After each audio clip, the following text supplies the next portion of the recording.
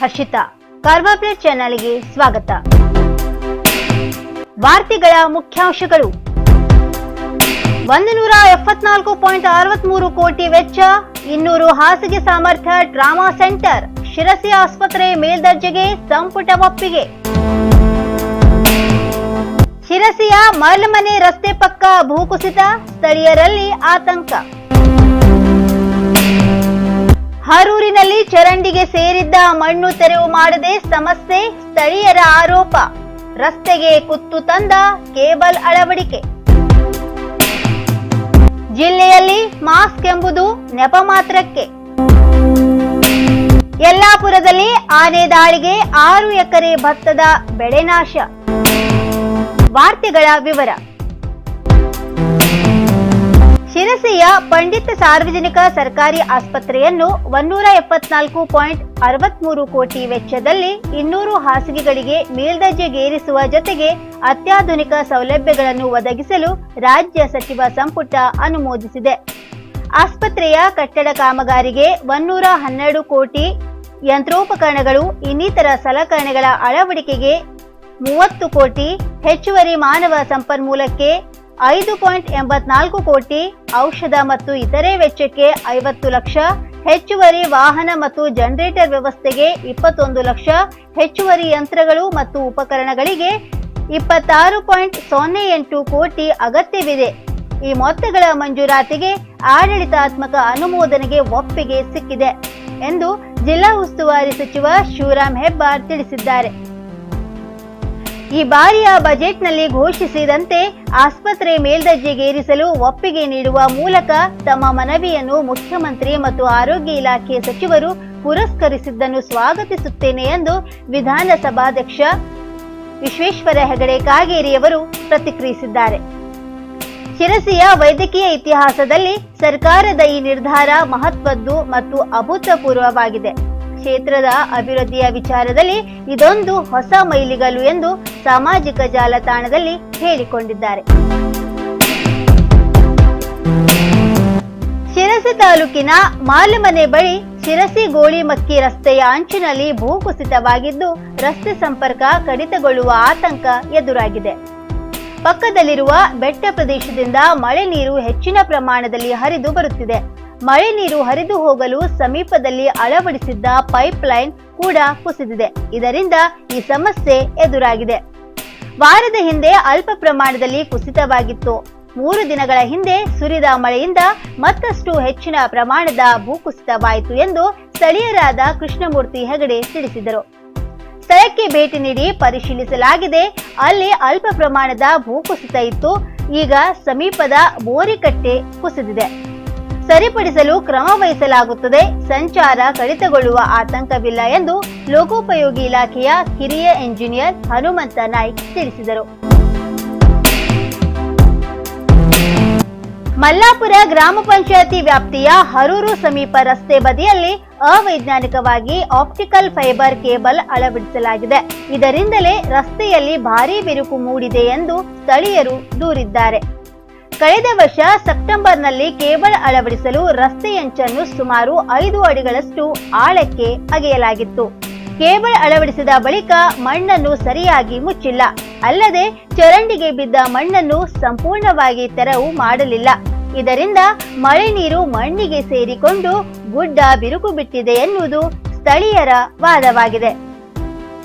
ಗುಡ್ಡದ ಮೇಲಿಂದ ರಭಸವಾಗಿ ಹರಿಯುವ ಮಳೆ ನೀರು ಚರಂಡಿಯಲ್ಲಿ ಜಾಗವಿಲ್ಲದೆ ರಸ್ತೆಯ ಮೇಲೆ ಹರಿದಿದೆ. ಇದರಿಂದ ರಸ್ತೆಯಲ್ಲಿ ಡಾಂಬರ್ ಅಲ್ಲಲ್ಲಿ ಕೊಚ್ಚಿ ಹೋಗಿದೆ ಎನ್ನುತ್ತಾರೆ ಮಲ್ಲಾಪುರ ಗ್ರಾಮ ಪಂಚಾಯತಿಯ ಮಾಜಿ ಸದಸ್ಯ ರಾಜೇಶ್ವರ್ ಕೆ ಗಾಂವ್ಕರ್ ರವರು. ಈಗ ಯಲ್ಲಾಪುರದಿಂದ ಹರೂರು ಮಾರ್ಗವಾಗಿ ಮಲ್ಲಾಪುರವನ್ನು ತಲುಪಲು ಸಾಧ್ಯವಾಗುತ್ತಿಲ್ಲ. ಕೃಷಿ ಹೈನುಗಾರಿಕೆಗೆ ಇಲ್ಲಿನ ಜನರು ಯಲ್ಲಾಪುರವನ್ನೇ ನೆಚ್ಚಿಕೊಂಡಿದ್ದಾರೆ. ಅಣಶಿ ಮೂಲಕ ಅಥವಾ ಕಾರವಾರ ಅಂಕೋಲಾ ಮೂಲಕ ಯಲ್ಲಾಪುರಕ್ಕೆ ಸಾಗಲು 106 ಕಿಲೋಮೀಟರ್ ಸುತ್ತಿ ಬಳಸಿ ಸಂಚರಿಸಬೇಕಾಗಿದೆ. ಕೃಷಿ ಉತ್ಪನ್ನ ಮಾರಾಟ ಮಾಡಿ ಸಿಗುವ ಆದಾಯಕ್ಕಿಂತ ವಾಹನದ ಇಂಧನಕ್ಕೆ ಹೆಚ್ಚು ಖರ್ಚು ಮಾಡಬೇಕಾಗಿದೆ ಎಂದು ಅವರು ಬೇಸರ ವ್ಯಕ್ತಪಡಿಸುತ್ತಾರೆ. ಜಿಲ್ಲೆಯಲ್ಲಿ ಮಾಸ್ಕ್ ಎಂಬುದು ನೆಪ ಮಾತ್ರಕ್ಕೆ. ಜಿಲ್ಲೆಯ ಮೀನು ಮಾರುಕಟ್ಟೆಗಳಲ್ಲಿ ಹಾಗೂ ಬಂದರುಗಳಲ್ಲಿ ಕೋವಿಡ್-19 ಸುರಕ್ಷಾ ನಿಯಮಗಳು ಪಾಲನೆಯಾಗುತ್ತಿಲ್ಲ. ದಂಡಕ್ಕೆ ಹೆದರಿ ಹಲವರು ಮಾಸ್ಕ್ ಧರಿಸುತ್ತಿದ್ದರೂ ಅದು ಬಾಯಿ ಮೂಗನ್ನು ಮುಚ್ಚದೆ ಕುತ್ತಿಗೆಯ ಸಮೀಪ ಇಳಿಬಿಟ್ಟಿರುವುದು ಕಂಡುಬಂದಿದೆ. ಕಾರವಾರ, ಬೇಲೆಕೇರಿ, ತದಡಿ, ಕಾಸರಗೋಡು, ಭಟ್ಕಳ ಸೇರಿ ವಿವಿಧ ಬಂದರುಗಳಲ್ಲಿ ಮೀನು ಇಳಿಸುವ ಸಮಯದಲ್ಲಿ ಹಾಗೂ ಜಿಲ್ಲೆಯ ಎಲ್ಲೆಡೆ ಮೀನು ಮಾರುಕಟ್ಟೆಗಳಲ್ಲಿ ಸದಾ ಜನಸಂದಣಿ ಸಾಮಾನ್ಯವಾಗಿ ಬಿಟ್ಟಿದೆ. ವಾರದ ಸಂತೆಗಳಿಗೆ ಜಿಲ್ಲಾಡಳಿತ ಅನುವು ಮಾಡಿಕೊಟ್ಟಿದೆ. ಅಲ್ಲಿಯೂ ಸುರಕ್ಷತಾ ಕ್ರಮಗಳು ಕಂಡುಬರುತ್ತಿಲ್ಲ. ಶಿರಸಿ, ಹಳಿಯಾಳ, ಮುಂಡಗೋಡ, ಯಲ್ಲಾಪುರ, ಸಿದ್ದಾಪುರ ತಾಲೂಕುಗಳಲ್ಲಿ ಮಾಸ್ಕ್ ಎಂಬುದು ನೆಪ ಮಾತ್ರಕ್ಕೆ ಆಗಿದೆ. ಪೊಲೀಸರು ಕಂಡಾಗ ಮಾತ್ರ ಮಾಸ್ಕ್ ಕೀಸೆಯಿಂದ ಹೊರಬರುತ್ತದೆ. ಕರೋನಾ ಎನ್ನುವುದು ಚೀನಾ ಸಾಮಗ್ರಿಯಂತೆ ಚೀನಾ ರೋಗ ಎಂಬ ಭಾವನೆ ಅನೇಕರಲ್ಲಿ ಮೂಡಿದೆ. ಕೋವಿಡ್ ಭಯವೇ ಎಲ್ಲರಿಂದ ಹೊರಟು ಹೋದಂತೆ ಭಾಸವಾಗುತ್ತಿದೆ. ಬಸ್ಗಳಲ್ಲೂ ಯಾವ ಅಂತರ ಕಾಪಾಡಿಕೊಳ್ಳದೆ ಪ್ರಯಾಣ ಮಾಡುತ್ತಿದ್ದಾರೆ. ಈ ನಡುವೆ ಮಾಸ್ಕ್ ಧರಿಸದೆ ಪರಸ್ಪರ ಅಂತರ ಕಾಯ್ದುಕೊಳ್ಳದೆ ಇದ್ದರೆ ದಂಡ ವಿಧಿಸುವ ಕ್ರಮವನ್ನು ನಗರ ಸ್ಥಳೀಯ ಸಂಸ್ಥೆಗಳು ಹಾಗೂ ಗ್ರಾಮ ಪಂಚಾಯತ್ಗಳು ಕೈಗೊಂಡಿವೆ. ಇದುವರೆಗೆ 4 ಲಕ್ಷ ರೂಪಾಯಿಗಳಿಗೂ ಅಧಿಕ ದಂಡ ಆಕರಿಸಲಾಗಿದೆ. ಯಲ್ಲಾಪುರದಲ್ಲಿ ಆನೆ ದಾಳಿಗೆ 6 ಎಕರೆ ಭತ್ತದ ಬೆಳೆ ನಾಶ. ಯಲ್ಲಾಪುರ ತಾಲೂಕಿನ ಮದನೂರು ಗ್ರಾಮ ಪಂಚಾಯತಿ ವ್ಯಾಪ್ತಿಯ ಹುಲಗೋಡಿನಲ್ಲಿ ಕಾಡಾನೆಗಳ ಹಿಂಡು ಭತ್ತದ ಗದ್ದೆಗೆ ನುಗ್ಗಿದ್ದು ಬೆಳೆಯನ್ನು ತುಳಿದು ನಾಶ ಮಾಡಿದೆ. ಹುಲಗೋಡಿನ ವೆಂಕಟರಮಣ ಶಿವರಾಮ ಭಟ್ಟ, ಮಾಬಲೇಶ್ವರ ಶಿವರಾಮ ಭಟ್ಟ, ರಾಮಚಂದ್ರ ಶಿವರಾಮ ಭಟ್ಟ, ಕೃಷ್ಣ ಶಿವರಾಮ ಭಟ್ಟ ಮುಂತಾದ ರೈತರ ಹೊಲಗಳಿಗೆ ನುಗ್ಗಿದ 5 ಆನೆಗಳಿರುವ ಹಿಂಡು 6 ಎಕರೆ ಭತ್ತದ ಗದ್ದೆಯನ್ನು ತುಳಿದು ನಾಶ ಮಾಡಿವೆ. ಅರಣ್ಯ ಇಲಾಖೆಯ ಅಧಿಕಾರಿಗಳು ಸ್ಥಳಕ್ಕೆ ಭೇಟಿ ನೀಡಿ ಪರಿಶೀಲನೆ ನಡೆಸಿ ಹಾನಿಯನ್ನು ಅಂದಾಜಿಸಿ ಸೂಕ್ತ ಪರಿಹಾರ ನೀಡಬೇಕೆಂದು ರೈತರು ಆಗ್ರಹಿಸಿದ್ದಾರೆ. ಶಿರಸಿಯಲ್ಲಿ ಮನೆ ಕಳ್ಳತನ ಪ್ರಕರಣ, 2 ಆರೋಪಿಗಳ ಬಂಧನ. ಶಿರಸಿಯ ಗಣೇಶನಗರದ ಮಂಜುನಾಥ ಕಾಲೋನಿಯ ಮನೆ ಕಳ್ಳತನ ಮಾಡಿದ ಆರೋಪಿತ ಅಬ್ದುಲ್ ರಜಾಕ್ ದೊಡ್ಮನಿ 24 ವರ್ಷ, ರಾಜು ನಾಯ್ಡು 19 ವರ್ಷ ಅವರನ್ನು ಶಿರಸಿ ಪೊಲೀಸರು ಬಂಧಿಸಿದ್ದಾರೆ. ಆರೋಪಿತರನ್ನು ದಸ್ತಗಿರಿ ಮಾಡಿ ನ್ಯಾಯಾಲಯಕ್ಕೆ ಹಾಜರುಪಡಿಸಲಾಗಿದ್ದು, ನ್ಯಾಯಾಲಯ ಆರೋಪಿತರಿಗೆ ನ್ಯಾಯಾಂಗ ಬಂಧನ ವಿಧಿಸಲಾಗಿದೆ. 2 ಆರೋಪಿಗಳು ಹಾನಗಲ್, ಹಾವೇರಿ ಮೂಲದವರಾಗಿದ್ದು, ಇವರಿಂದ ಬಂಗಾರದ ಚೈನ್ 2, ಬಂಗಾರದ ಕಿವಿಯ ಹ್ಯಾಂಗಿಂಗ್ ಸೇರಿ ಒಟ್ಟು 1,30,400 ರೂಪಾಯಿ ಮೌಲ್ಯದ ಸ್ವತ್ತುಗಳನ್ನು ವಶಪಡಿಸಿಕೊಂಡಿದ್ದಾರೆ.